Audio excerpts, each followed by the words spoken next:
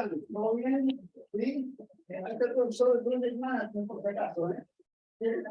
Hola, muy bienvenidos a esta conversación sobre los negocios, que se da en un contexto muy lindo, muy especial, porque estamos cumpliendo con Escuela de Negocios 70 años.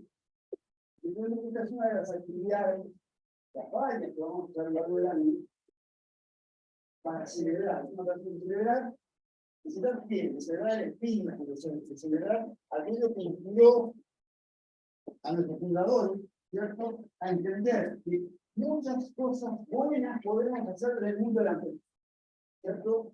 Y tanto cuanto haya apertura, y tanto cuanto haya creatividad y haya espíritu de servicio. ¿Bien? Este con propósito, como todos los también es entregado para nosotros. Ahora, una cosa importante es comentar también, en este contexto de la escuela de negocios, conducido por nuestro decano, Gonzalo Robetti, lamentablemente, no fue acción, nos mandó un saludo para todos ustedes.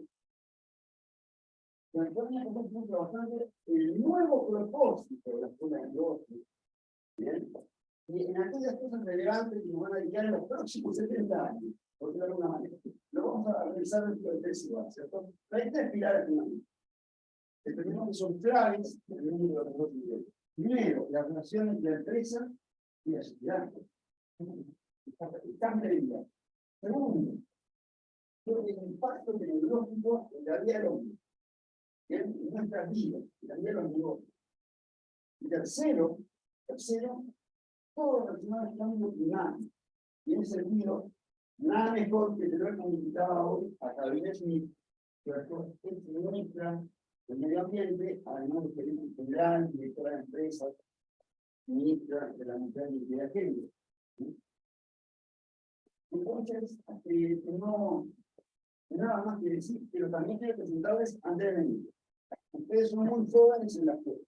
Ustedes entraron la mayor parte del 2019, ¿cierto?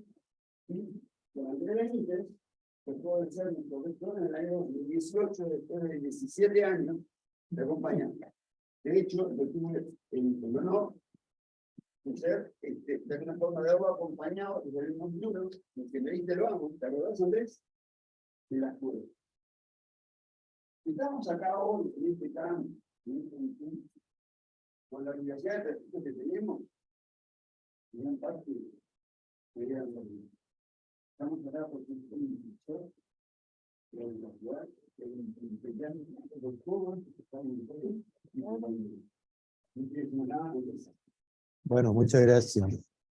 ¿Cómo están? Ahora ya saben quién es el culpable que estemos en Peñalolén. ¿Quién hizo esta universidad en este cerro con tantas pendientes y toda esa cosa? Oye, bueno, un agrado estar acá con ustedes. No es fácil presentar porque claro, uno tiene la imagen de Carolina Schmidt como ministra. Ministra en realidad de 3 cosas, ¿no? De la mujer, de medio ambiente y de educación. No sé si hay otra persona que tenga tanto ministerio, pero es una... Pero si uno mira la historia de Carolina, se da cuenta que ella tiene una gracia, a mi juicio, fundamental, que ha sido ejecutiva, gerente de empresa, ha sido directora de empresa, y también ha sido entonces ministra, que significa desarrollar políticas públicas. O sea, de alguna manera yo siento que ha estado en el ciclo completo, ¿no? Porque las empresas tienen ejecutivo, tienen una dirección, pero las empresas también conviven en un marco público, ¿ya? No es menor el marco público que a ella le ha tocado trabajar, porque son 2 temas fundamentales hoy para la empresa. El mundo de la equidad de género, la mujer, ¿no es cierto?, que ha sido un temazo dentro de los últimos años en todo el mundo de la empresa, y el tema del medio ambiente. ¿Para qué voy a explicar eso, no? Ella es ingeniera comercial de una universidad que yo no conocía, pero ahora acabo de cachar, se llama la Católica. Ella me explicó cuál es, pero parece que es bueno. Además, ¿no es cierto? Y entre sus cargos ejecutivos fue gerente de Calaf, lo que le significó que se llamaba Calaf Food, en realidad, ¿no? ¿Ya? Que es una empresa del grupo Luxic, y que le significó ser la primera CEO mujer de una empresa industrial en Chile. Entre los directorios, fui directora de NERSI, lo que me significó también ser la primera mujer directora de una multinacional, ¿ya? Y ha sido reconocida, por ejemplo, 11 veces, eso es mucho, como con el premio de las 100 mujeres líderes del Mercurio. A mí me gusta decir también que fui directora del Teatro Municipal, porque la Carola tiene una cosa cultural muy fuerte, ¿no es cierto? Y actualmente asesora a distintas empresas y además directora de la WWF, que es el Fondo Mundial para la Naturaleza, ese del oso panda, ¿no? Sí. Así que, y está ahí, entre otros con Leonardo DiCaprio y otra gente como fascinante, ¿no es cierto? Así que yo encuentro que es un lujo tenerla a ella para explicar un poco el desafío que se van a enfrentar a ustedes cuando hagan una empresa o entren en una empresa, ¿no es cierto? Porque hoy día la empresa es muy distinta a lo que conocimos y se enfrenta a desafíos maravillosos que de alguna manera, a mi juicio, explican el éxito que ha tenido la empresa. Porque muchos dicen, oye, chica, le demandan cosas a la empresa. Bueno, le demandan las cosas que ni el Estado puede hacer, ni la sociedad puede hacer. Entonces, la empresa hoy día está bombardeada de peticiones, pero que yo creo que solo explican que la gente necesita las empresas más allá de que genere empleo o utilidades. Así que vamos a partir conversando, Carola. Yo te quería remontar a esa experiencia tuya de hace muchos años cuando eras gerenta, ¿no es cierto?, de Calaf, por ejemplo. Y me imagino que la empresa, esto no se hablaba mucho en ese tiempo, ¿no? O sea, era otra empresa, tú la viviste y es una empresa mucho más dura, mucho más de número. ¿Cómo se empieza a meter este problema, estos nuevos asuntos de la empresa? Bueno, buenos días a todos, un gusto estar acá, agradecida de la invitación y sobre todo por el tema que están hablando, porque yo creo que una de las principales diferencias entre la época en que me tocó estudiar en la universidad como usted y ejercer en un comienzo a cargo de una compañía y la realidad que estamos viviendo hoy en el mundo de la empresa es el cambio del paradigma en que antes se consideraba que el único objetivo de la empresa era generar valor para sus accionistas. Ese era, y si tú querías hacer otra cosa, oye, qué fantástica, y tú hazla con tu tiempo libre y con tus propios recursos. Porque el objetivo de la empresa es otro, y esto maximiza la rentabilidad de la empresa para los accionistas o no. Y si no, chao. Eso era. Hoy día se entiende que esa mirada es una mirada muy corta. Si tú quieres generar valor, que es el objetivo de toda empresa, generar, si no genera valor no es una empresa, es una fundación, otra cosa, no es una empresa. Si tú quieres generar valor que sea sustentable en el tiempo, la única manera que tú tienes de hacer eso es generando valor compartido para todos quienes tienes tu ámbito de influencia. Uno habla de todos los ecosistemas de influencia. Porque si no, en el mundo cambiante, de crisis cambiante que vivimos hoy cada vez más rápido, sencillamente una empresa queda aislada de la realidad y muy frágil ante cualquier situación de crisis si no forma y no entiende que es parte fundamental de una sociedad, de un ecosistema, es un actor clave de ecosistema. Y por lo tanto, si no ha sido parte integral y ha generado valor para todos, partiendo por sus propios trabajadores, para la comunidad donde la empresa se desarrolla, para todos los que son sus stakeholders, llamamos, sencillamente su grado de fragilidad ante los cambios, ante las situaciones que están pasando, la deja que no va a poder seguir generando valor a futuro. O sea, esta es la diferencia más grande, yo diría, entre la mirada antigua, donde esto era súper de corto plazo, generar valor, básicamente miremos el P&L del año y todos los incentivos de los empleados, de todo y todos los KPI estaban puestos en el año, maximizar la rentabilidad del año versus esta mirada de largo plazo que tiene que ver la sustentabilidad como actor social y por lo tanto que tiene que hacer y decir y generar valor compartido en todos los actores. Comentábamos viniendo acá que se cumplieron 50 años de un artículo de Milton Friedman, Premio Nobel de Economía, ¿no es cierto?, que fue muy polémico. De hecho no era un paper, fue un artículo que publicó en el New York Times, y decía, la única función de una empresa es darle valor a las acciones, es generar utilidades, ¿cierto? fue muy polémico en ese tiempo, estaba recién hablándose de este concepto de responsabilidad social empresarial, etcétera. Y él dijo, no nos metamos en este enredo. Las empresas están para ganar plata, ¿no es cierto? Y las personas, pueden ser sus dueños, sus ejecutivos y el Estado se preocuparán de las otras cosas. ¿Cuál es el sentido, dijo, que se gaste la plata a los accionistas regalando un carro bomba a los bomberos, una escuela a los niños? Dijo, eso lo tienen que hacer otros. Ese artículo cumplió 50 años, sigue una discusión muy abierta en el mundo. ¿Cuál es tu opinión de eso? Ese es un artículo que le falta un término. Yo creo que la vida nos ha enseñado que si tú miras en el corto plazo, súper corto plazo, tú dices, oye, rentabilidad para los accionistas. Esa mirada de corto plazo hace que la empresa no sea viable en el tiempo. Pero si el objetivo de la empresa es generar valor y tú quieres que lo siga haciendo durante mucho tiempo, tú no puedes generar valor solo para los accionistas. Tú tienes que generar valor para todos los actores con los cuales te toca interactuar. De no hacerlo así, y poniendo el ejemplo ridículo, o sea, no ridículo, pero limitado, si tú quieres decirle, oye, el carro bomba, ¿por qué tengo que cargar un carro bomba a los bomberos? Oye, la empresa está expuesta y es parte de una comunidad.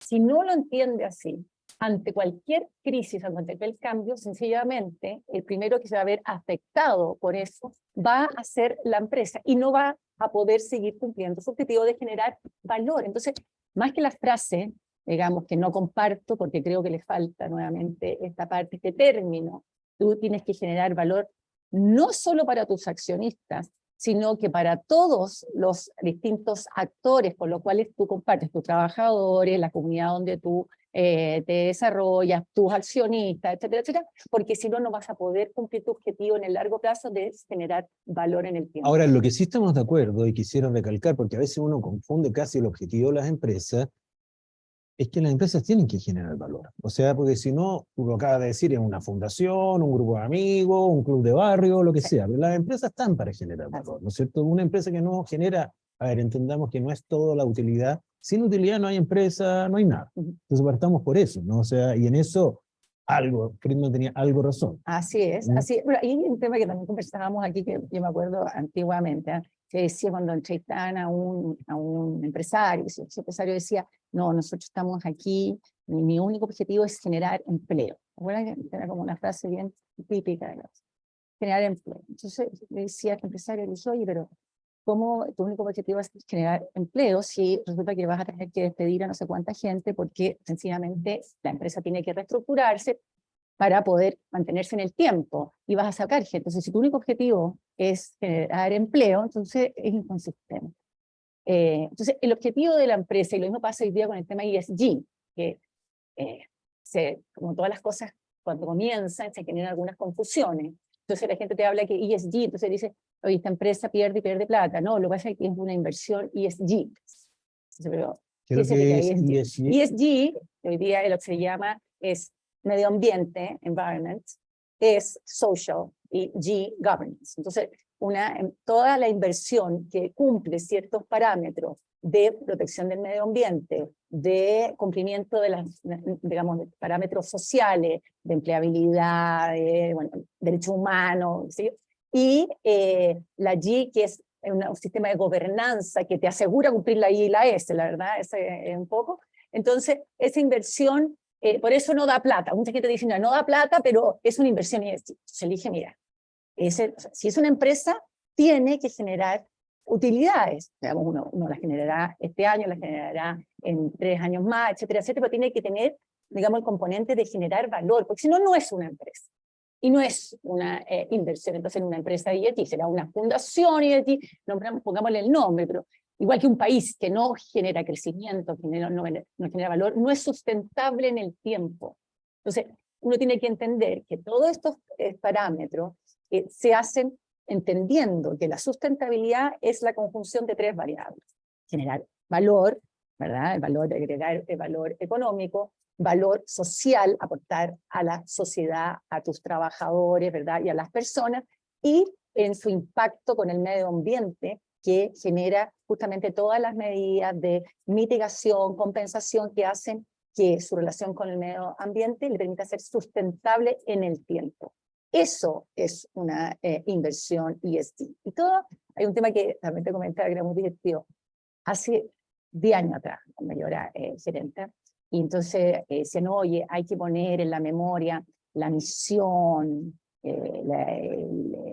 los valores, y qué sé yo, y todo, me acuerdo que todos decían, ya, oye, dile a la de marketing que te ponga la misión, entonces la misión, la visión, todas esas cosas ya lo leíste, poner unas fotos lindas y todo. Y ahora vamos a los números, que es lo que importa, y en el fondo para lo que estamos aquí. El resto es marketing. Eso era una mirada del pasado. ¿Y por qué se los digo? Porque hoy día lo único permanente es el cambio, y el cambio cada vez más acelerado. O sea, enfrentamos la transformación tecnológica que tenemos que hacer, ¿verdad? Que tiene un impacto gigantesco. La transformación por la crisis ambiental que estamos viviendo, por el cambio climático. La transformación por todo lo que es la geopolítica mundial, que eso tiene un impacto gigantesco en la empresa. La empresa está sometida a una crisis permanente.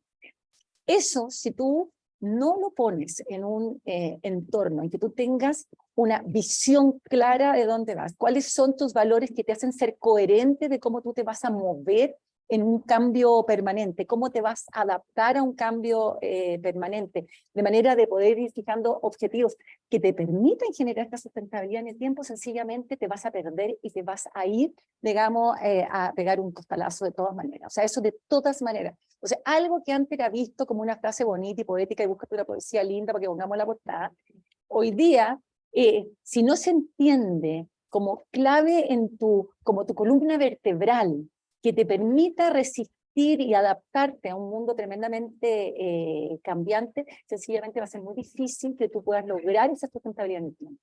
Ahora, para hablar lo difícil que ha sido esto, porque este ha sido un proceso muy largo, ¿no es cierto?, en que la empresa no hacía nada, después era marketing, como tú dices. Esta responsabilidad social partió, diría, un tema como de responsabilidad social empresarial, Claro. que era muy similar a lo que, a mi juicio, a lo que es un poco cuando uno va a donar como persona, es como caridad. O sea, uno dice, oye, yo soy así como yo como persona, una buena persona, yo dono ciertas cosas, como empresa yo también voy a donar a ciertas instituciones que me hagan sentido, porque creo que contribuyen a la sociedad, que si bien no es mi responsabilidad, pensando en esta mirada antigua, como buen actor yo hago. Hoy día la diferencia clave es que tú tienes que entender como parte de tu estrategia de generación de valor, cómo tú te vas a comportar en cada uno de estos estamentos, estos ecosistemas que uno llama, que son en relación a tus trabajadores, en relación a tu comunidad, en relación a tu territorio, para poder generar valor en el tiempo. Pero tiene que ser como parte de tu estrategia, no como el plan de marketing. Sí, pero lo que te iba a preguntar, porque estos cambios suenan muy bonitos, pero han sido también obligados, en cierto sentido, y te quería llevar a dos experiencias tuyas, una en el mundo de la mujer, otra en el medio ambiente, pero partamos con la mujer. Tú fuiste testigo y fuiste autora, además, de un proyecto que en su momento fue muy polémico, Sí. que era el postnatal de 6 meses, ¿no? Y que la empresa lo resistió con toda su fuerza, y sin embargo lo sacaron adelante. Entiendo que hoy hay un cierto consenso respecto a esa medida, es bastante acorde a lo que pasa afuera, pero claro, ahí tú tienes un tema del cual tú fuiste partícipe, y que tuviste que ir un poco en contra de esa voluntad de la empresa. Fue una pelea grande. Sí, es una pelea grande. A ver, siempre en todos los procesos de transformación hay personas que son, digamos, lideran cambio, y hay unas que son más rezagados y les cuesta mucho más el cambio. Cambiar no es fácil. Los jóvenes tienen una ventaja gigante porque cambiar es mucho más fácil. A los viejos nos va costando cada vez más cambiar. Mi abuelo tenía una frase muy maravillosa que me decía, si tú cuando joven no eres liberal, es que no tienes corazón. Y si tú cuando viejo no eres conservador, es que no tienes cabeza. Y él lo consideraba así, porque efectivamente hay un periodo de cambio. Entonces, cuando tú impulsas cambios, siempre hay resistencia. En el caso, en la época que hicimos el postnatal de 6 meses, la participación laboral femenina en Chile era mucho más baja de lo que era. Las mujeres estaban ya superándose muchos años la cantidad de hombres en en las universidades, entonces eran más preparadas, etcétera, pero hacer compatible el mundo laboral con el mundo familiar, si bien es difícil para todos, para la mujer es particularmente complejo y se volvía casi imposible.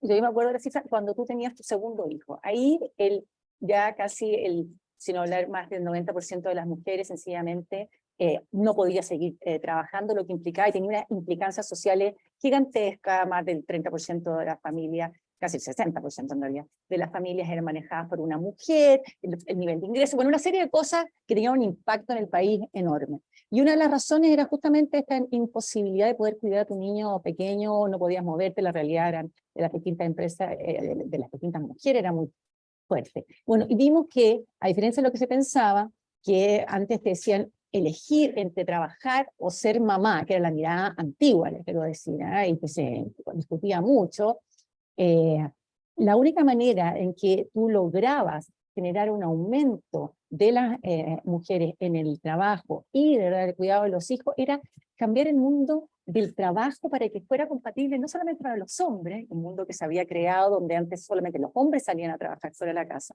sino que tenía que ser ese mundo también, dada la realidad de las mujeres que también trabajaban fuera de la casa, hacerlo compatible y generar este tipo de medidas.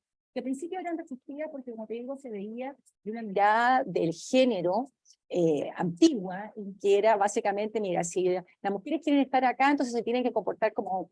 Pero también se hablaba, ¿te acuerdas?, que iban a aumentar el costo de contratar a una mujer, no el costo monetario, sino que decir, bueno, si se va a ir 6 meses, voy a perder una persona 6 meses, menos gente va a contratar a las mujeres. Bueno, eso no se dio por dos cosas, y eso es lo que discutíamos en ese minuto, y que hoy día se entienden muy bien. Primero, porque las mujeres ya efectivamente estaban tomándose 6 meses de postnatal efectivo con la enfermedad grave de menor de un año, que era una licencia que existía, y que la mayoría de los doctores se la daban, porque y era muy latero, porque quien tenía beneficios, ese beneficio eran generalmente mujeres que tenían acceso a doctores más amigos versus la que no, y le daban esta licencia por reflujo, que en Chile tenía una tasa de reflujo más grande. Si la tasa de reflujo en el mundo eran del 2%, Chile tenía una del 67%, una cosa notable, porque todos los niños de Chile nacían con reflujo, y era para poder usar esta licencia artificial.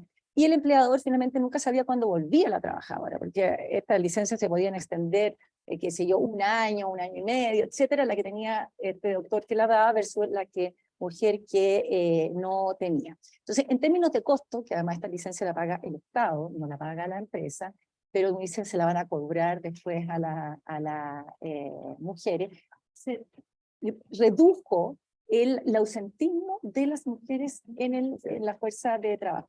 Entonces, lo que quiero decir es que gran parte de las cambios que uno tiene que hacer en políticas públicas tienen implicancias y resistencias por parte de, digamos, nadie le gusta que le pongan una orden, todos quisiéramos hacer las cosas solos, pero muchas veces se necesita justamente generar estos cambios para que se vayan produciendo transformaciones que tienen un impacto en la sociedad enorme. Y ahí uno ve nuevamente cómo el mundo de la empresa, que obviamente es mayor contratador, digamos, tiene un impacto en la vida, es un actor social, lo quiera o no, es un actor social. Sorprende también que la empresa, siendo muy innovadora en procesos, en productos, en lo que sea, en estas cosas no es muy innovadora. Y te quería llevar un segundo tema acá, que son las cuotas de género, porque hoy día se habla mucho, ¿no es cierto?, de la participación. O sea, hay muchos estudios que hablan que las empresas funcionan mejor, generan más valor cuando hay hombres y mujeres presentes en todos los niveles. Sí. Y en Chile sigue habiendo una disparidad muy grande en los altos cargos, sobre todo, ¿no? Sí. Tú mencionaste un caso, una cosa bien especial. Hay más mujeres que hombres en las universidades. Sí. Pero eso está muy marcado por carreras muy femeninas y muy grandes, como es enfermería, por ejemplo, que es muy grande y distorsionan un poco. Pero carreras como comercial, no en esta universidad, pero sí en promedio, son bastante mixtas, ¿no es cierto? Y sin embargo, y eso va a ser un cambio fundamental en los próximos años, porque eso no era así. Pero, por ejemplo, hoy día se está discutiendo la posibilidad de obligar a los directores a tener un número de mujeres, una cuota, por decirlo así, o incluso en altos cargos. ¿Tú estás de acuerdo con que eso sería una medida razonable o hay que dejar que esto se arregle solo? A ver, dos cosas. Uno, se como para complementar, el hecho que en carreras como ingeniería comercial, etcétera, y en leyes, recién ahora se esté produciendo más equidad entre la cantidad de hombres y mujeres, eso es así hace muchos años. O sea, yo fui a la universidad en el año 85, o sea, una cantidad de años, y en esa época yo diría que ya éramos MIPI y MIPI, y no solamente eso, y no solamente en mi universidad en esa época, sino que en general los promedios mostraban que a las mujeres le iba mucho mejor que a los hombres, mucho mejores notas, mucho mejores promedios, etcétera. Sin embargo, Pero entraban, defiéndanse. no se le da una realidad, yo le estoy dando un dato numérico, más estudiosa, como ordenada, a la que le pedía el cuaderno siempre era la mujer, etcétera, etcétera. Eso era en esa época, y los datos muestran que no ha cambiado tanto, pero lo que sí le puedo decir era que cuando entran a la empresa, hoy entran, y esto es la cuestión y todo, y las mujeres efectivamente se empiezan a, entraban todos iguales, que siguió, y las mujeres se empiezan a quedar más atrás. Después podemos conversar, hay una serie de razones, una que tiene que ver con decisiones que toman las propias mujeres, y otras por las condiciones que se crea en un mundo del trabajo muy masculinizado, donde era casi imposible o muy difícil generar condiciones donde la mujer pudiera compatibilizar con una vida personal, digamos, mayor. Eso se hacía, con lo cual cada vez iban quedando más atrás. Y entonces no llegaban a cargos más gerenciales, más arriba, etc. Entonces, volviendo a tu consulta, uno, tú tenías que empezar a cambiar, por eso es muy importante entender, y toda la política de género está basada en eso, que es cómo tú generas, no cambios en la mujer, porque la mirada es que, oye, la mujer es igual al hombre, si la mujer tiene que cambiar y tiene que trabajar la misma mañana de las 8 de la mañana hasta las 8 de la noche, y si no, bueno, si quiere el cargo así es, y si no, que se vaya, porque entonces no es igual al hombre, son iguales o no son iguales, y si no, esto es. O entender, sabes que aquí nos estamos perdiendo un talento gigante, gente ultra capaz, preparada, trabajadora, creativa, etcétera, y cómo generamos las condiciones para que podamos estar los dos, entendiendo también que los hombres tienen una vida personal y una vida familiar también de la cual hacerse cargo, y que las generaciones jóvenes sí lo han entendido mucho mejor. Y si tú no haces cambio en ese entorno sencillamente vas a seguir teniendo las mismas dificultades y las mismas limitaciones y falta de generación de valor, porque vas a tener equipos que son prácticamente muy homogéneos, son los que cumplen esa mirada antigua. Entonces, se empiezan a generar cambios en las empresas. Y los cambios cuesta mucho implicarlo, porque cambiar cuesta mucho, sobre todo cuando a ti te ha ido bien. No hay nada más difícil, ustedes lo van a ver después, trabajar, por ejemplo, con un empresario que te ha ido excelentemente bien en su vida, le ha ido régimen, en su flor de empresa y todo, y tú le decís, no la podemos hacer así, tenemos que cambiarla, vamos a tener que hacerlo acá. ¿Y por qué?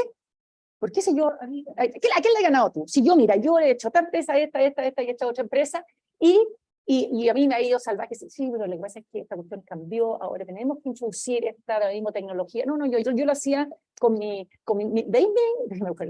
mi cuestión de notas? Él tenía una cosa que anotaba todo en una libretita chica. Él anotaba todo ahí, entonces encontraba que era básicamente una idiotez usar el computador, si está todo, uno anota toda la libretita y ahí está perfecto, cosa que hoy día uno se muere de la risa, pero esa persona le cuesta mucho cambiar, se ha leído muy bien, así, ¿para qué le vas a cambiar? Le cuesta mucho más que a otras personas cambiar. Entonces, decirle que tienen que cambiar ciertos entornos de trabajo, poner, no tengo idea, por ejemplo, este tema, mujeres, y si yo, encontraban medio de loco, porque además no había sido lo que ellos habían visto en su vida y cómo les había ido muy bien, a ellos además les había resultado fantástico su vida personal, etc. Entonces el cambio no está ahí.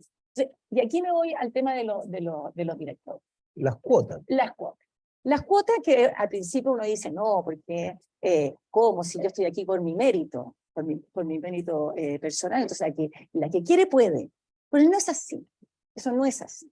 ¿Por qué? Por las condiciones que les está contando. Hay una serie de limitaciones que, ¿verdad?, dificultan que se entren a esos lugares. Son lugares que generalmente ya tienen una cultura tremendamente masculinizada, y donde se ha demostrado que grupos diversos, con miradas distintas, experiencias distintas, aportan mucho valor. Y una de las partes donde más valor se aporta es en los directorios. ¿Por qué? Porque los directores tienen que tener una mirada estratégica, es una mirada de futuro, donde tú tienes que ver cómo te relacionas con todo el resto dentro de tu estrategia de generación de valor. Por lo tanto, ahí tiene que abrirse. Pero esos espacios tienden a ser muy, digamos, grupos en que se conocen mucho, en que se tienen como mucha confianza interna, un poco un club de todo, de todo, exactamente, donde se generan como todas las cosas que tú rompes, porque digamos ciertos lugares que tienen una cultura establecida, al principio les cuesta, entonces yo les voy a decir cosas que son simpáticas, pero que son realidades.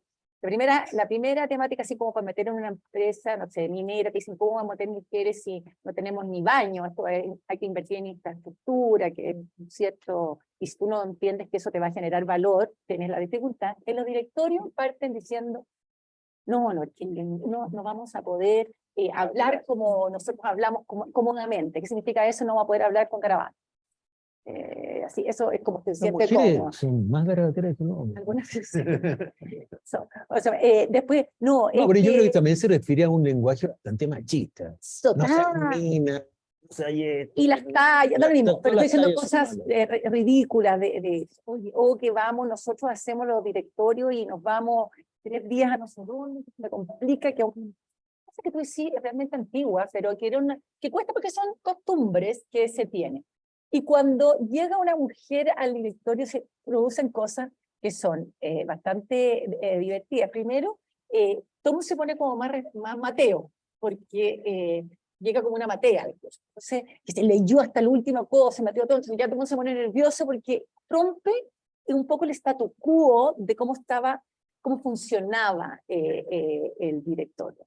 Pasan cosas también que efectivamente, y esto está demostrado, hay una teoría que se dice que el tipo de preguntas que muchas veces hace un actor diferente, que tiene una mirada distinta, primero genera con un poco de desconcierto y no tiene rebotes. ¿No? Entonces, dicen que para que haya realmente generación de valor y rompa un poco los paradigmas y genere, digamos, una contribución importante, tiene que haber otra persona que te contrapregunte, haga un rebote, porque si no, queda el aporte, la visión, oye, que a mí no me parece por esto, han pensado esto otro, y nadie contesta nada porque todo el resto opina que como estaba perfecto, no produce, no agrega mucho valor. Cuando hay más de uno, está comprobado que idealmente con 3 sí se genera un valor porque se profundiza en esa arista, digamos, y se genera, digamos, algún aporte en ese sentido. Entonces, pero todavía no me has dicho si hay estoy absolutamente de acuerdo de que tienen que haber,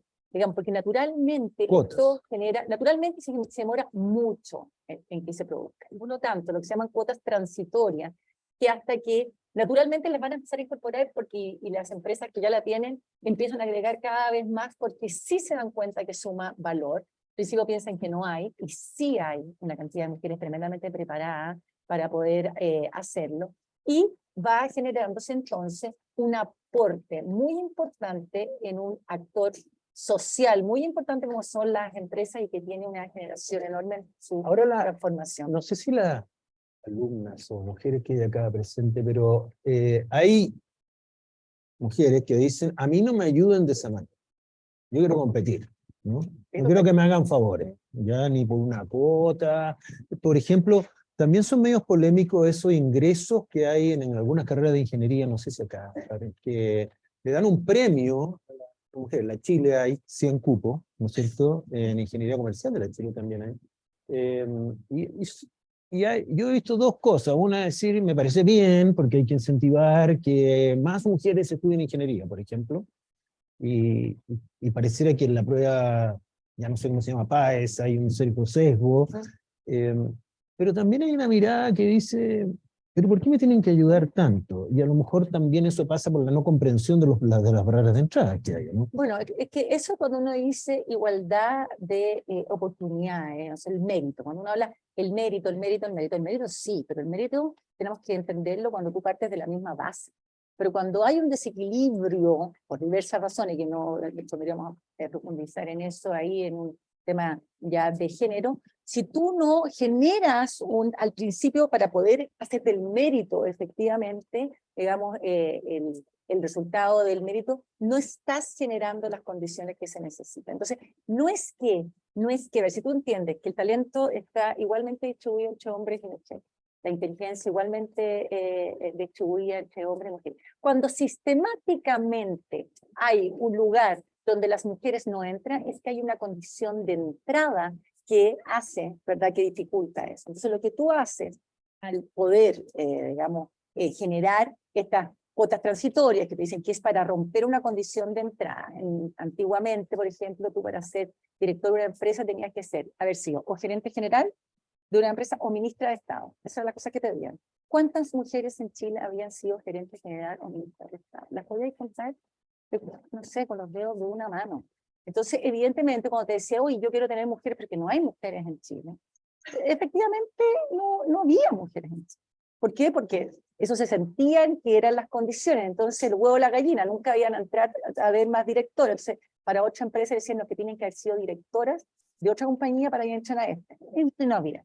Hoy día se entiende que tú tienes personas capacitadas, buenas, que han demostrado ser muy buenas en determinadas áreas, y generas digamos, una medida que permita compensar este sesgo de entrada, donde había una forma de buscar a las personas, te permite justamente corregir esta temática y poder tener un ámbito bastante amplio de mujeres reconocidas que tengan la experiencia necesaria para poder aportar los derechos. ¿Tú crees que para terminar el tema de la mujer, y quiero pasar un poco al medio ambiente, sigue siendo muy machista la empresa chilena? Sí, Yo pero hoy pienso día da que sí, vergüenza. yo pienso que sí. Sí, pero da vergüenza. Hoy día pasa algo distinto, salvo ciertos grupos y todo. Hoy día da un poco más de vergüenza, pero mira, la contar una historia simpática. Cuando yo era ministra, me invitan a un grupo que se juntaban en un hotel, un grupo de líderes del mundo de la empresa, que se juntaban en un restaurante bien conocido del Golf todos los meses. Entonces invitaban a distintas personas digamos, del ambiente o político, empresarial, para poder discutir de actualidad con todo esto. Entonces me invitan, y eran puros hombres, evidentemente. Entonces yo comía la comida y le digo, oye, entonces me pregunta, ¿por qué no tienen ni una mujer aquí? ¿Por qué no hay ninguna mujer en este grupo? Entonces la cuestión, porque la verdad es que nada que se vea más antiguo y más gaga, perdónenle que les diga de todo, que un grupo. Puros hombres, viejos como ustedes. O sea, refresquense un poco porque ustedes quieren influir, estar informados y todo, pero la verdad es que se ven y se están perdiendo la oportunidad, además, de otras miradas que son muy importantes.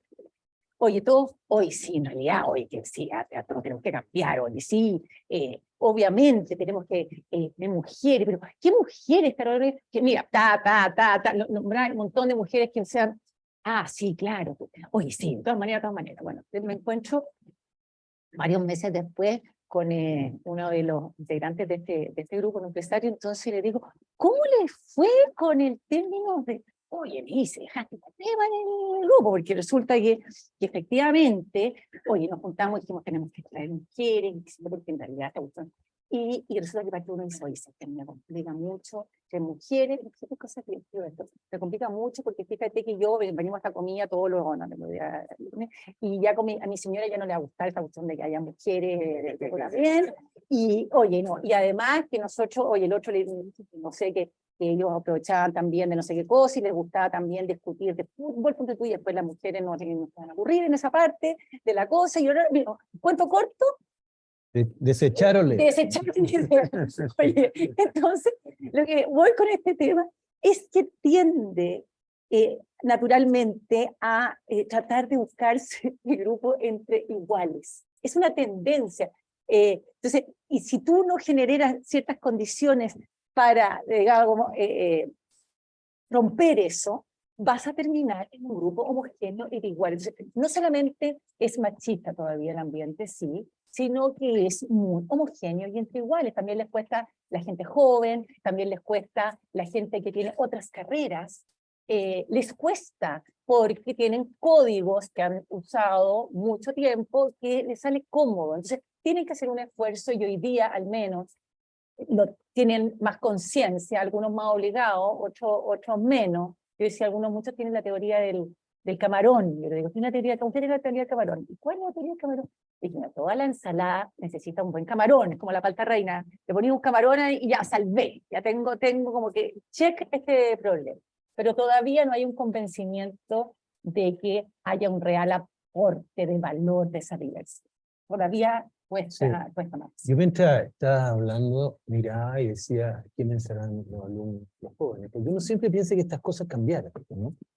Y que entonces uno le está hablando de cosas que es como de otro planeta, porque nosotros no somos así, nosotros estamos acostumbrados a trabajar, a estudiar, nosotros no le pedimos los cuadernos a las mujeres, ¿no es cierto? Entonces, porque no hay cuadernos además. Pero la cuestión Claro, es que, sí, es verdad. de todas formas, y después vamos a preguntarle, pero quizá el valor es, este es el mundo que se van a enfrentar. Sean empresarios, sean emprendedores, perdón, o sean empleados, ¿no es cierto? Porque es un mundo, a mi juicio, todavía en que la mujer ha avanzado mucho, no cabe duda, respecto a lo que veíamos, pero que tiene muchas claves machistas todavía y que es bueno entenderlas, al menos para superarlas o para manejarse con ellas. Sí, a ver, marzo me tocó en Stanford, que hicieron, yo estoy convencida que ustedes tienen esto totalmente incorporado y ya no es tema, como en las generaciones más mayores. Oye, y me llamó mucho la atención, porque este era un curso eran alumnos de MBA de Chile, que se juntan una vez al año, de todas las universidades de Estados Unidos, de Columbia, de todo, y se juntan, entonces, oye, y bueno, me tocó bien hablar, yo estaba hablando de cambio climático, nada que ver con lo que hemos hablado en este tema, pero, oye, y estaban casi puros hombres así en los asientos como usted, y atrás estaban mujeres y con los coches, las guaguas, y a mí me había tocado, mientras estaba hablando otro speaker, haber conversado con las que estaban atrás cuidando a los niños, etcétera. Todas eran ingenieros, abogadas, qué sé yo, y todo. Estaban todos cuidando a los niños atrás. Y cuando me toca a mí, alguien me pregunta, una persona me dice, oye, ¿sabes que yo quiero hacer el tema en mi empresa, que tenía, no sé, una startup, quiero ver el tema ESG, quisiera meter y todo, y el tema género lo tengo que meter ahí, ¿cómo lo meto? Y estaba muy preocupado. Es una persona joven. Es una persona joven. Entonces yo digo, oye, pero mira, genial, etcétera, y dentro del tema género, entonces el primer tema que tienen que entender es que el tema de género se parte viviendo en la casa. O sea, todas las chiquillas que están acá atrás, que son todas abogadas, ingenieras, profesionales, todas súper destacadas y qué sé yo y todo, están todas cuidando a los niños sin estudiar. En un postnatal indefinido. En una situación sin poder estudiar para que ustedes puedan estudiar, etcétera, etcétera. Cuando también, o sea, entender que eso parte de tu casa. Porque si tú no tienes la posibilidad de entender que eso también tiene que ver con responsabilidad y que también puede tener derecho a estudiar y también el otro a cuidar de la guagua, meterse al partido de fútbol, que lo que tenían después de esto tenían un partido de fútbol, y van a seguir teniendo y generando, se los van a cobrar, les dije, se los van a cobrar después a ustedes.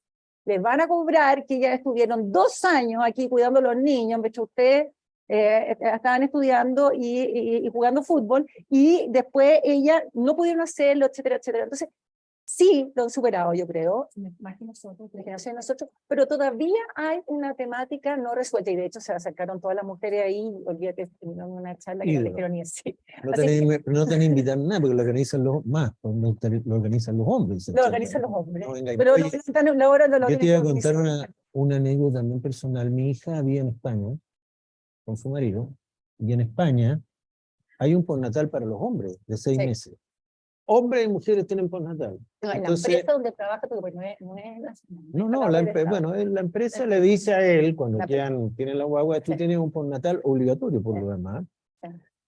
Y mi yerno entra en una suerte de loop de pánico, como diciendo que voy a hacer 6 meses. Te explica, porque dijo, ¿qué hago? Y me da risa porque mi hija le prohibía trabajar. Porque él entendía que iba a estar en la casa, que voy a seguir trabajando. Entonces se ponían de acuerdo, no, se tiene que cuidar a la guagua. Pero su tendencia natural era trabajar de la casa. Dijo, bueno, ya que me dejaron en la casa, voy a trabajar, ¿no? Entonces, uno puede ser parte de la conversación que vamos a tener casi ahora de cómo han ido cambiando las cosas. Te quiero saltar otra cosa al medio ambiente, pero no para hablar de proyectos específicos, pero también me impresiona en este tema lo obligada que tiene que ser la empresa a cumplir ciertos estándares, en este caso ecológicos, ¿no? Todas las reformas de las cuales tú participaste de muchas, ¿no es cierto?, en general no cuentan con el visto bueno de la empresa, que esto va a generar más costos, vamos a perder empleo, vamos a perder competitividad. Entonces, eh, como que no cuadra mucho que por una parte, y lo repito, seamos muy innovadores en muchas cosas, y al mismo tiempo te tengan que estar obligando, ¿no?, a hacer todo prácticamente, que se supone que tiene que ver con la sustentabilidad. Entonces ya no sé si cree la empresa en esto de ser sustentable o no. No, a ver, dos cosas. Uno, ¿a quién le gusta que le pongan una norma? Yo quiero saber que alguien diga, oye, estoy feliz porque fíjate que ahora pusieron una norma de cualquier cosa.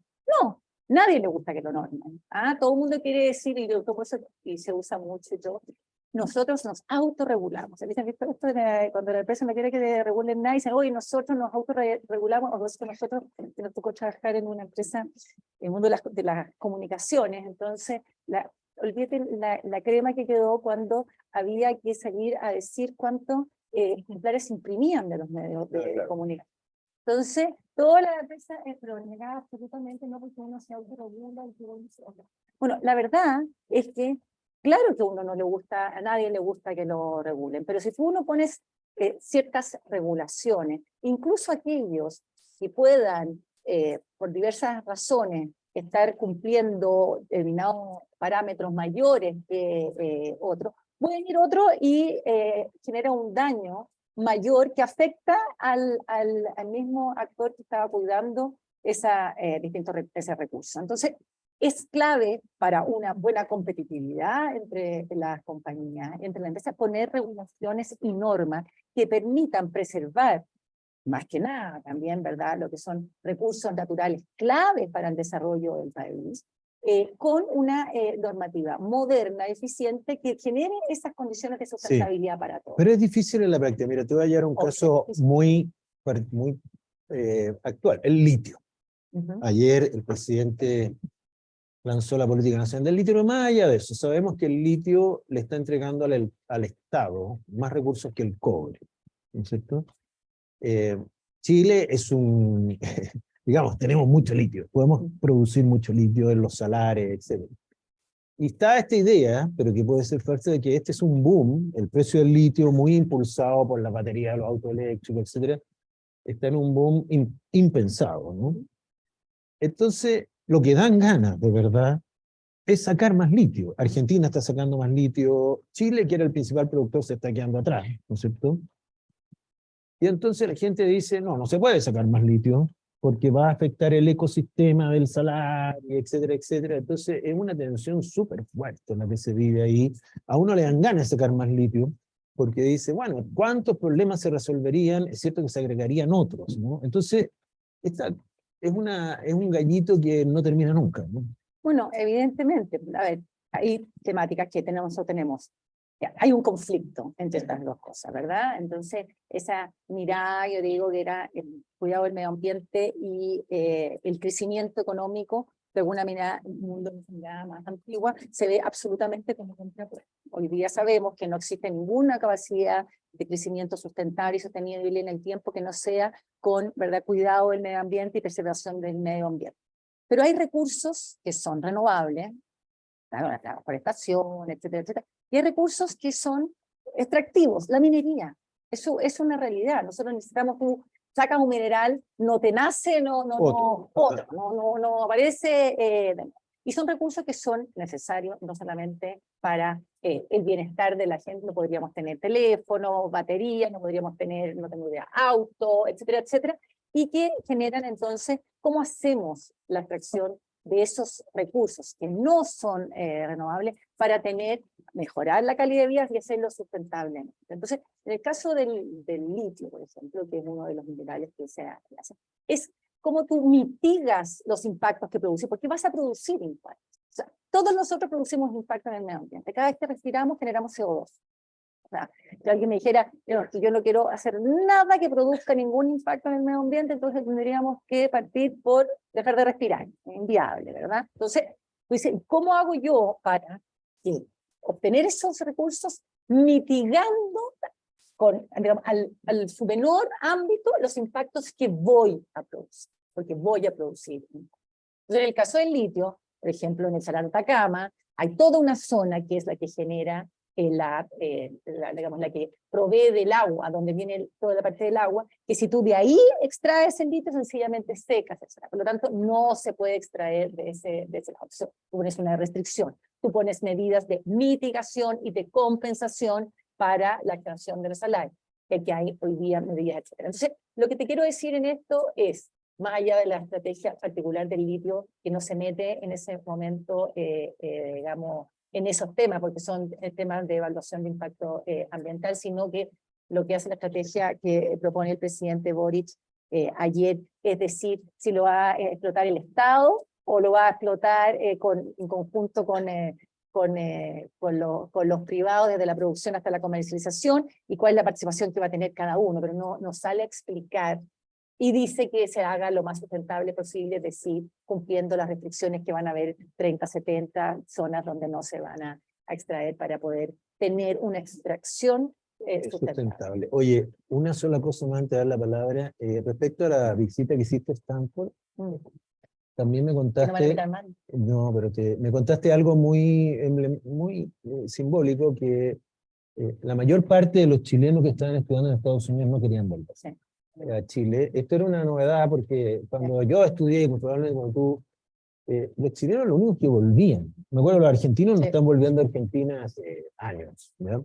Y me sorprendió, y no sé, bueno, uno podría decir es por las condiciones en que está Chile, o porque muchos de ellos están emprendiendo, y para emprender, básicamente prefieren quedarse. No sé si es una cosa casi de negocio, pero eso te lo mencionaron, ¿no? Sí, las dos cosas. Primero, yo voy a entrar por el tema, hoy día sienten una coyuntura de mayor riesgo en el país, entonces había varios intereses en quedarse, pero voy a quedarme con lo positivo, que me sorprendió también mucho, era en la época que nosotros vivíamos en la universidad, que en la ventanilla, lo mejor que te podía pasar era que tú te contrataras el Citibank o IBM, ¿no?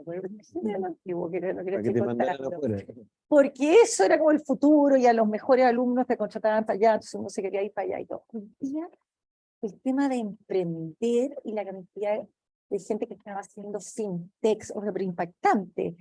La revolución tecnológica, ustedes tienen una ventaja competitiva gigante con la revolución tecnológica. ¿Por qué? Porque nos llevan, olvídense la diferencia que uno le tiene que todavía preguntar a alguien, a los hijos generalmente, para cuando le pasa algo que se le echa a perder el computador o no le sale el pago de no sé qué cosa.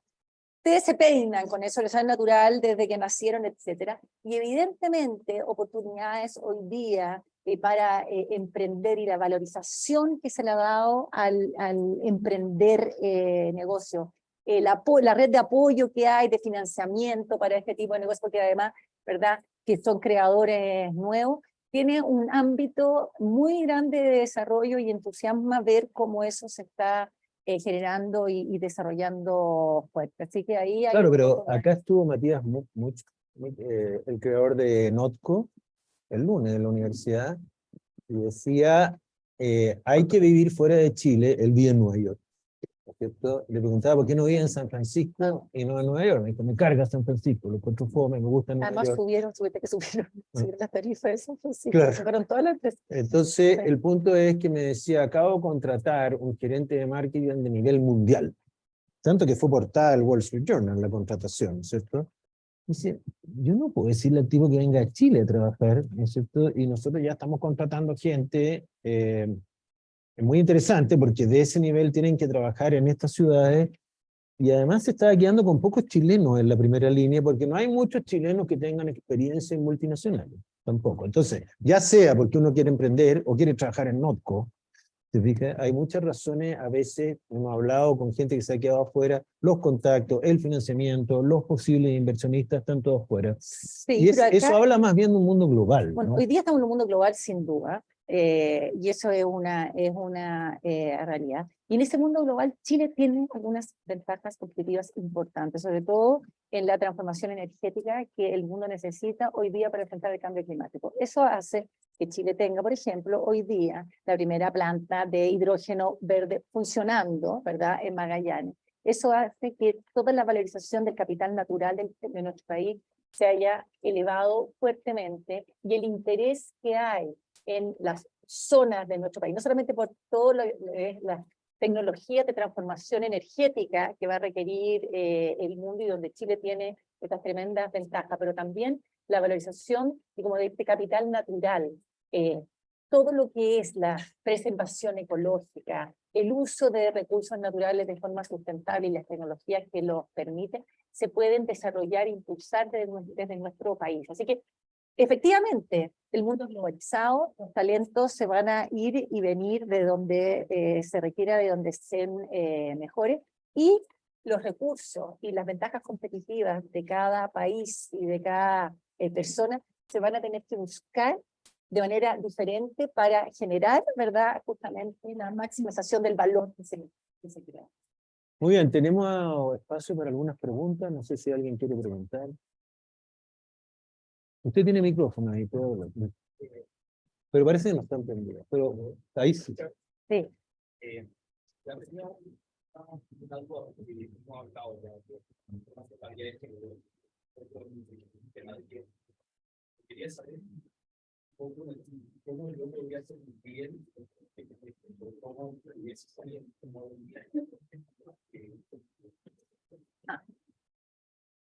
¿Cómo ser un líder en este momento? Yo creo que un tema clave hoy en día que requiere un líder es la capacidad de adaptarse al cambio.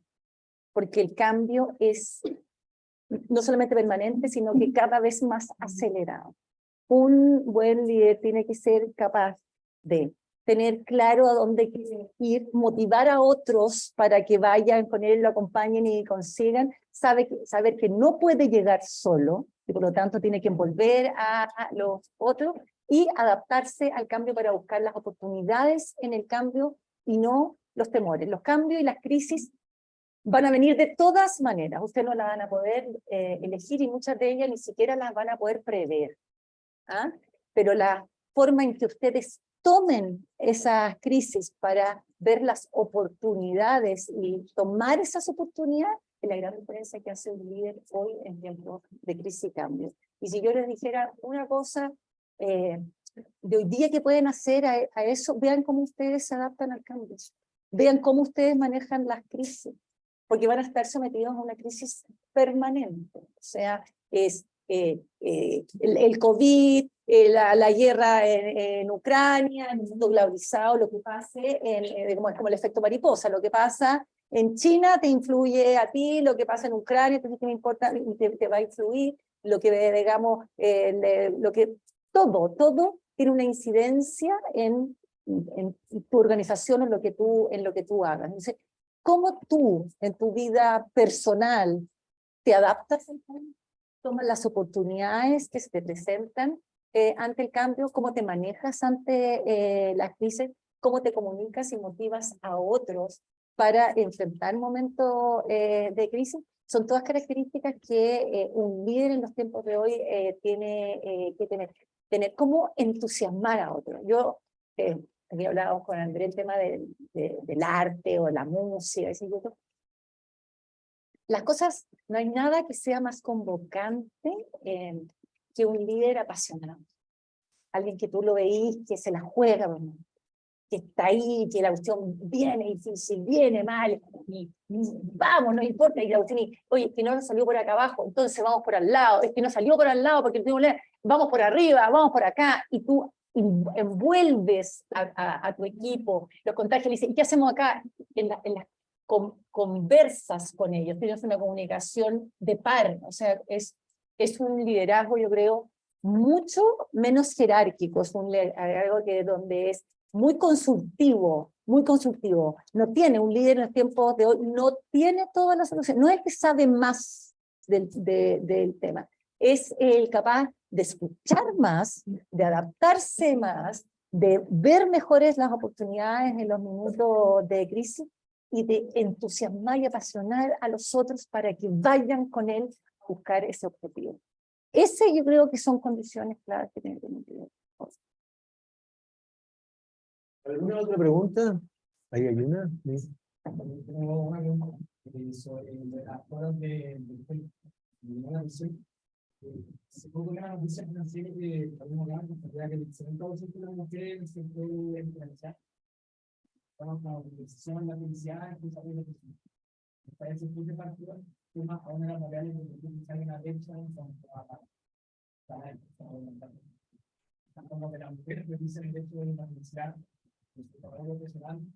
La felicidad a su desarrollo. O sea, no te entiendo bien lo que prefieres ser felices que su desarrollo profesional. Su desarrollo profesional, una de las listas de importancia de la oferta de la OMS es que ya uno de los factores muy importantes para su desarrollo. Esas decisiones son las que permiten que sean necesarias. Una área de quizás el comportamiento también es súper importante más allá del sistema. Quizás tiene comportamiento, sea mi felicidad, con una competencia extrema laboral, yo creo que tiene una gran importancia en cuanto a la realidad de la brecha que hay en el. Hay muchas razones que hacen digamos, se prioricen o se tomen algunas decisiones y se generan brechas. Justamente un tema, no sé exactamente a lo que se refiere a priorizar la felicidad, porque si en un mundo donde tú trabajas hace incompatible poder, por ejemplo, cuidar a tus hijos, ser madres y qué sé yo y todo, evidentemente, y esa es una de las dificultades que todavía existe, muchas personas van a dejar el mundo laboral y se va a perder esa tremenda capacidad, ese tremendo aporte. Entonces, lo que uno tiene que hacer es cómo generar condiciones para no perdernos a esa persona, porque lo que uno no quiere es tener a puras personas, a los infelices trabajando, o gente que no pueda tener ni hombres ni mujeres. Uno quiere, al contrario, a los que están felices, motivados, positivos, quieren encontrar soluciones. Esa es la gente que uno quiere en las organizaciones. Entonces, yo creo que hoy día, cada vez más, antes había esta imagen de que la buena mujer era la que solamente ponía el 100% de su foco en su familia y priorizaba por cualquier otra cosa, y la otra era una mujer ambiciosa, mala mujer, etcétera, etcétera. Hoy día se entiende que no es mejor, se entiende mejor que eso no es así, y también que un buen hombre también, ¿verdad?, tiene que priorizar su familia al junto que el trabajo, y que esos desequilibrios que se producían antes, que el hombre era un buen hombre trabajando 24 horas al día y que los hijos no sabían ni cómo se llamaban, y la mujer era la que estaba todo el día con los hijos y no trabajaba fuera de la casa, era el símbolo del buen hombre y la buena mujer, y por lo tanto te hacía feliz uno, te hacía feliz cumplir con ese buen parámetro, digamos.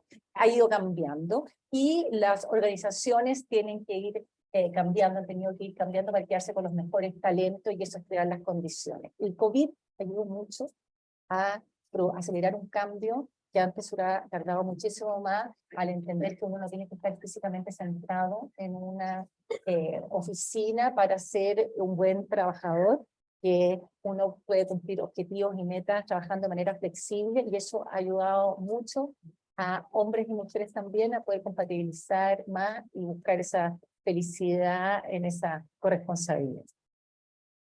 ¿Otra pregunta? Ahí. Tengo preguntas respecto al valor compartido, que es algo un poco relacionado.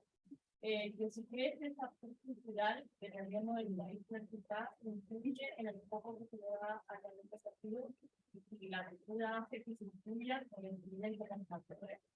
Y tal y como hace 10 años, la creación de valor estaba relacionada con la cultura de la sociedad. Y hoy en día la creación de valor está más relacionada con el valor compartido. ¿Qué crees o cuál crees que será el nuevo cambio respecto a lo que será esta creación de valor en 10 años? A ver, la cultura influye en todo, yo creo, en todo. Una de las cosas que uno ve, por ejemplo, cuando están programando los autos automáticos que se manejan automáticamente, y la cultura va a tener una incidencia gigantesca ahora en todo el tema de inteligencia artificial, que va a reemplazar gran parte del trabajo que hacemos las personas. La dificultad es que cuando programan al auto, resulta que ¿Cómo tú programas cuando te encuentras con alguien en el camino? El auto tiene que cambiar la dirección para evitar matar a la persona que se atravesó en la calle y salvar a la persona que se atravesó o salvar a la persona que va dentro del auto. Y si el que se atraviesa son niños o son ancianos, ¿a quién tiene que privilegiar en la programación del auto que se debe priorizar para no, digamos, atropellar? ¿A los niños o al adulto mayor? ¿A un hombre o a una mujer? Bueno, todos esos temas se ha comprobado que las distintas culturas lo valoran distinto. Es bien notable. Hay ciertas culturas que hacen que tú tengas que programar el auto para, en la cultura latina, por ejemplo, a proteger al niño, por ejemplo, de todas maneras. En otras culturas era a proteger a la persona mayor. En otras culturas, o sea, la cultura influye en todo, pero en la primera parte, pero eso no nos tiene que inmovilizar, porque la cultura va cambiando, lo que te quiero decir. O sea, cultura súper machista, eso no implica que va a ser siempre súper machista, y hay distintas acciones que van haciendo que esa cultura vaya cambiando, ¿ya? Entonces, eso no tiene que inmovilizar.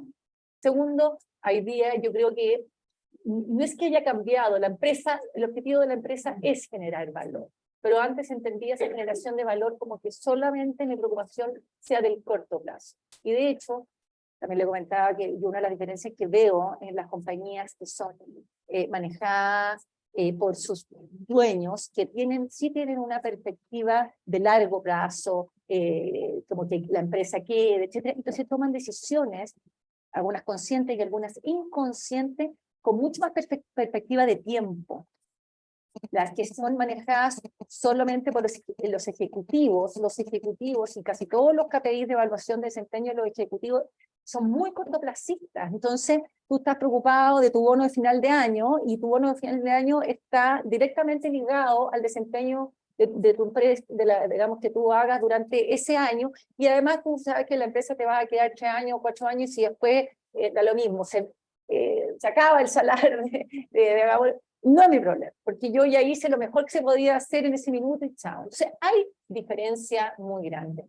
El objetivo tiene que ser en la empresa, y los incentivos tienen que poner en la empresa para tener el valor que sea sustentable en el tiempo, la generación de valor con esta mirada de largo plazo, porque si no, en el mundo variante de hoy día vas a desaparecer de todas maneras. Y si tú tienes objetivos puestos muy en el corto plazo y a todos tus equipos solamente con el foco en el en maximizar el valor de corto plazo, vas a desaparecer. Entonces, tú me dices, ¿qué va a venir en 10 años más?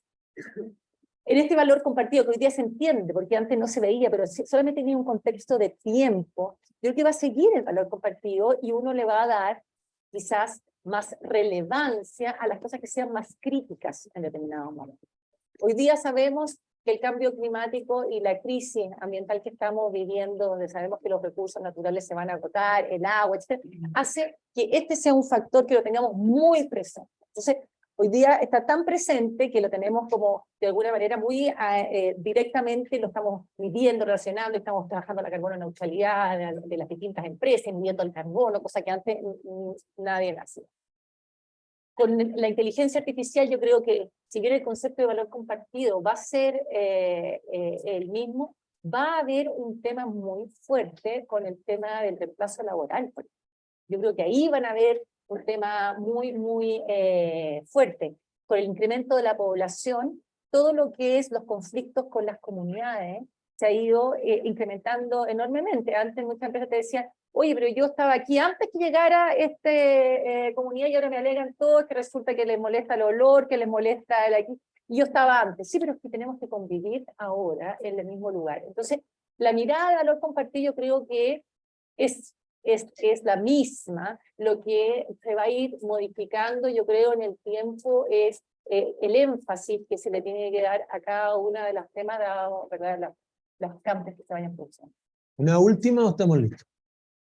Ya, entonces yo voy a terminar con una, a propósito que en realidad la charla se llama No preguntó nada de lo que invitó. liderazgo, pero yo la voy a plantear a usted y la Carola, vamos a ver si me apoyan. Yo le puedo dar un dato para hacer liderazgo.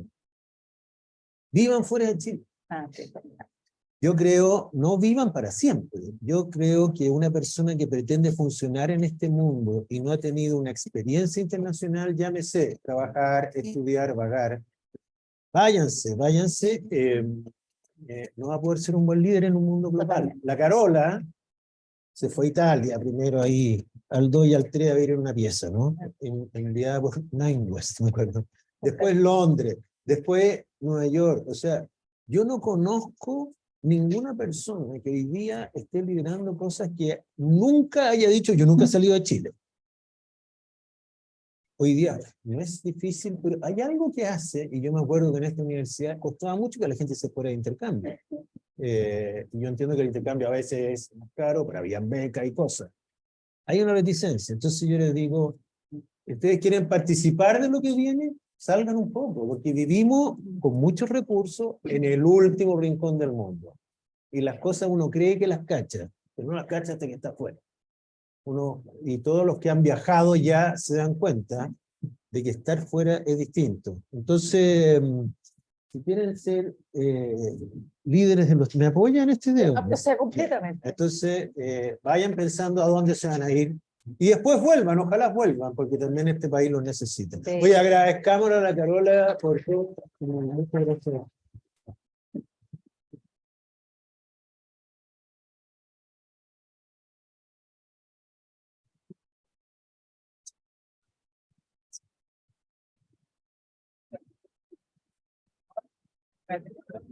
Dale.